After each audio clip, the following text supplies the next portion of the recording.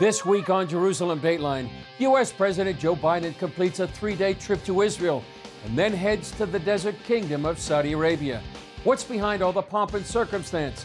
Plus, Ethiopian Jews make the prophetic trip back to the Promised Land. And the Maccabiah Games, the Jewish Olympics. All this and more this week on Jerusalem Dateline. Hello and welcome to this edition of Jerusalem Dateline. I'm Chris Mitchell. U.S. President Joe Biden came to Israel for 3 days on his Mideast trip. Here's a look at his visit and what it means for the Jewish state and the region. On day one of President Biden's trip, he declared his loyalty to Israel. The connection between the Israeli people and the American people is bone deep. It's bone deep. The meeting between President Biden and acting Prime Minister Yair Lapid resulted in what they call the Jerusalem Declaration, a strategic partnership between the two countries. Prime Minister Lapid believes the relationship will affect the region. From here, from Jerusalem, the eternal capital of the State of Israel, you will travel to Saudi Arabia. Your visit to Saudi Arabia is important for Israel and for the entire region, for our security and for the future and prosperity of the Middle East. The Jerusalem Declaration is seen as the centerpiece for Biden's visit.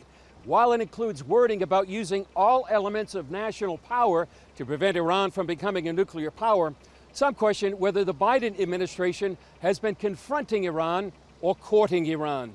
We are 18 months into the U.S. administration, into Joe Biden's presidency. He has been engaging the Iranian regime in the Vienna talks, trying to re-enter the 2015 JCPOA Iran deal to no success. This is the common link throughout the region with the moderate states, that they are all being threatened by the Iranian regime. And the real question hanging over his head is if he's going to address this threat in a serious way. Israel's Channel 12 asked Biden about former statements that he would not allow Iran to get a nuclear weapon. Does that also mean, sir, that you would use force against Iran? Is that what that means? That was the last resort, yes.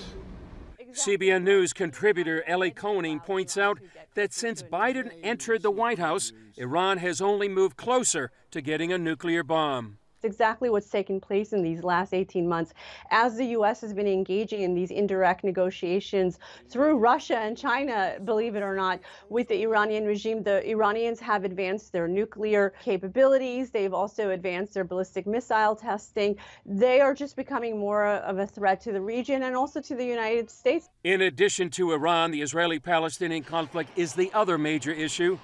For the first time, a U.S. president visited East Jerusalem, sending a signal to Israel that part of the city could be the future capital of a Palestinian state, a location critics say undermines Israeli sovereignty. Joe Biden has indicated, or the White House has indicated, that he'll be visiting a site in Jerusalem, Israel's capital, where he will not permit Israeli officials to attend, where he will meet with the enemies of Israel, those who continue to be terrorist enemies of Israel, and not allow the Israeli officials to be there. That's actually outrageous. ACLJ senior advisor Jeff Balaban says President Biden brings his own history to this week's visit.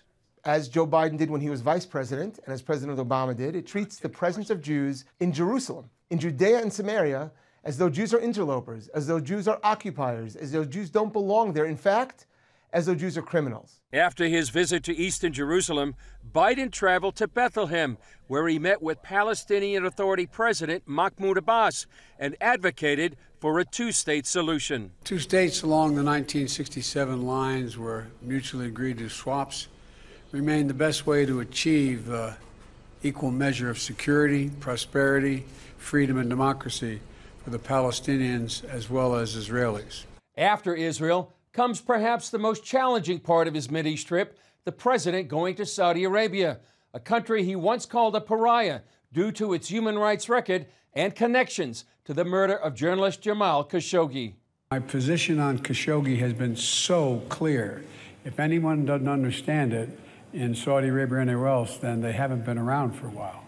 Biden, though, made a point of wanting more positive relations with the country, even as he admits the U.S. left a vacuum in the region. The reason I'm going to Saudi Arabia, though, is much broader, is to promote U.S. interest. Promote U.S. interest in a way that I think we have an opportunity to reassert what I think we've made a mistake of walking away from, our influence in the Middle East. With the United States of America distances ourselves from other people and other countries that should be stronger friends and stronger allies, they go elsewhere. And when they go elsewhere, there aren't other good, friendly countries that are waiting with open arms. Saudi has an enormous amount of resources. They are an attractive prize on the world stage. So whether it's China or Russia or others, that's where they're going to run to. And therefore, it behooves us to hug them closely and to enhance the relationship with them, even if we've got challenges in that relationship. To distance them is only going to propel them towards our enemies and our foes. The Israeli government approved a deal that may pave the way for relations between Saudi Arabia and Israel, while Saudi Arabia also granted flyover rights to Israel. When Biden does land in Saudi Arabia, he will find a different Middle East. John Medved is the founder of Our Crowd, Israel's largest venture capital platform. Really good news recently in this part of the world has been the Abraham Accords, which was so smartly named, because what it has resulted in is this incredible release of energy between the children of Abraham. Medved wrote about this new Middle East on his blog on LinkedIn and says the sand curtain in the Middle East is coming down. And when this sand curtain, which separated us from our neighbors, sort of dissipates, when this comes down, starts to come down, it's not coming back up. Russia is intensifying Vladimir Putin's war in Ukraine. Ukrainian officials say Russian forces are deliberately targeting civilians in western Ukraine. Other parts of the country are beginning to pick up the pieces, an effort leaders say will cost billions of dollars. Though the war is far from over, some areas are buzzing with the sounds of construction as families return to clean up and revive their war-torn cities. George Thomas brings us the story from Kyiv. As Russia steps up its offensive in the east, Ukraine's government is moving forward with plans to rebuild battle-damaged areas it still holds.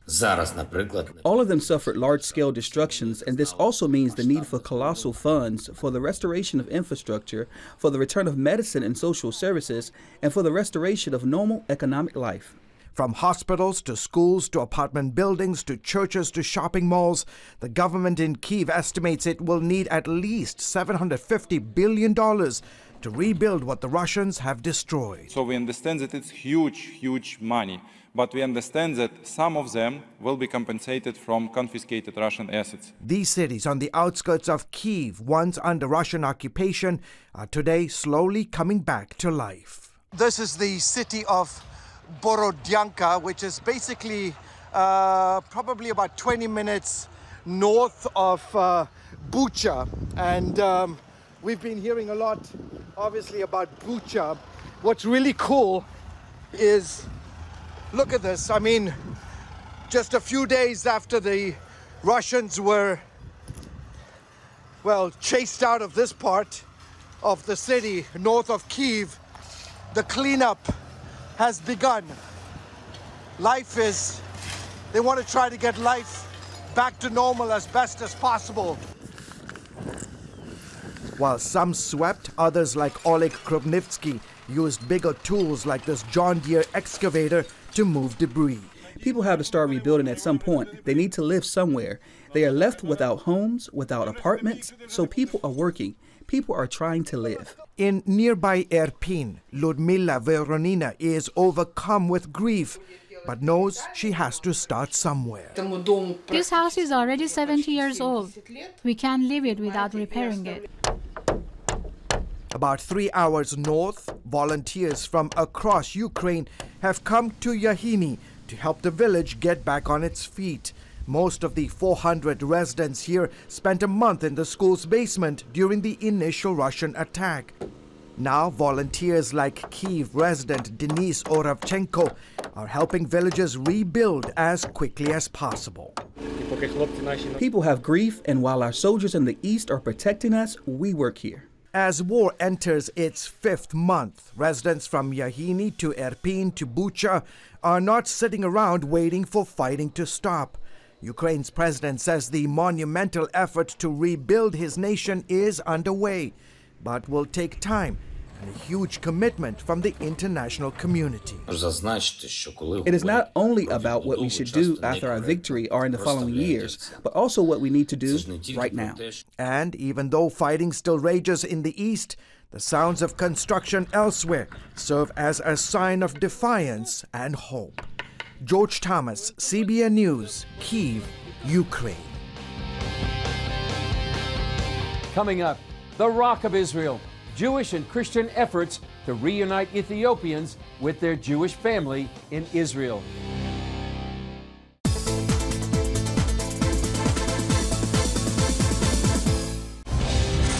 It's called Soar Israel, the Rock of Israel, an exciting and renewed effort helping thousands of Ethiopians join their Jewish families in Israel.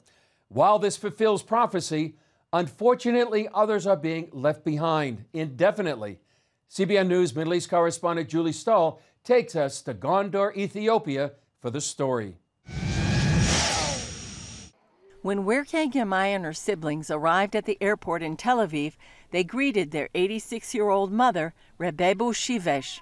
They had no idea that it would take them 19 years to join her in Israel. During the wait, we encountered all kinds of challenges. There were many grandchildren and great-grandchildren born, and she doesn't know them. Also, my nephew was killed in the army last year. It was difficult to tell his grandmother that her grandson was killed when she was there all alone. Another one of Rebebu Shivesh's grandsons studied in a Jewish seminary in Israel on a student visa and then returned to Ethiopia. He accompanied his family to become a citizen in Israel. I have a few plans. I want to get a university degree, but we'll see if I manage. It won't be easy because of the language. Despite the waiting, they looked forward to a Holy Land reunion. First of all, we feel blessed that we can move to the land of Israel. It's a land that even Moses wasn't allowed to tread on. We're very excited that this is the land God promised to our forefathers, and we are arriving there. Sadly, this family's story is not unique. We're here in the synagogue in Gondar, Ethiopia. It's the only synagogue, and all the people you see behind me are waiting for permission to go to Israel. Some have been in the process for as many as 20 years. There's a privately run feeding program for children under 5 and nursing mothers here, as well as a summer camp. Those who are staying here live in 2 main neighborhoods. What's important is that everyone here wasn't born in a city. Everyone here is from a village, and they moved here to put in their request to make Aliyah. But they came from the surrounding villages, some kilometers from Gondar. You have to understand, the minute you leave your village, you left your land and you don't have the possibility to return. Adana Tadela leads the Jewish agency operations in Ethiopia. As a 16-year-old in the 80s, Tadele walked some 300 miles at night across these mountains to Sudan and hid during the day for fear of being arrested. After a year in Sudan, he was flown to Israel. We opened here in 1992. Close to 85,000 Ethiopians immigrated and were taken care of in this place. What we're doing now is we're going to facilitate Aliyah for 3,000 immigrants. The Jewish agency partners with Christian organizations like CBN to help resettle the immigrants and the International Fellowship of Christians and Jews that chartered the Aliyah flight to Israel. I feel the words of the prophets coming to life, that 2,000 years ago, Jeremiah and Ezekiel, they saw this. They saw this. There was a united Israel with all of the tribes in Jerusalem, and the temple was destroyed and the tribes were dispersed. And these prophets said, don't lose faith, they'll be reunited. CEO Yael Eckstein says her organization helps bring around 5,000 Jews home each year. And I think of my grandfather, who's a Holocaust survivor from Germany.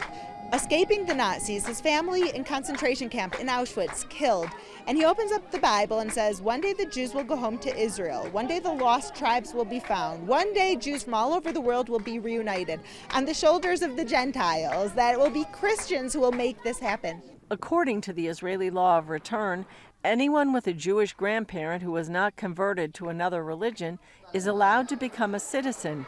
It's called making aliyah. Many Ethiopian Jews, however, have had trouble proving their lineage in order to qualify. Part of them here don't qualify under the law of return. The majority are entering according to the law of entry, according to the decision of the government that has criteria that changes every time. Therefore, each time only a small number can go because the criteria are very restrictive. That doesn't give an answer to all those who are waiting. That has left people like Leah Kabede waiting for more than 2 decades for seemingly no reason. When I was 5 years old, my family brought me here to make aliyah to Israel. My mother waited about 23 years to go to Israel, and she has 7 brothers and sisters, and they all live in Israel now. Leah had to wait another 1.5 years after that because she's married. But finally, she and her husband were approved and came to Israel on the recent flight, together with their 3 small children and her sister and sister's family, though not everyone is going. The woman sitting beside me is my father's sister. She's my aunt. Her process is not in progress. She's going to be left behind when we leave. Why do they continue to wait for so many years? We are unquestionably Jews, so we want to go to Israel because that is where we belong. We want to go to Israel not only to have a better life, but also to protect the people of Israel and its government. Up next, who are the Ethiopian Jews, and why has it been so difficult for them to come to Israel?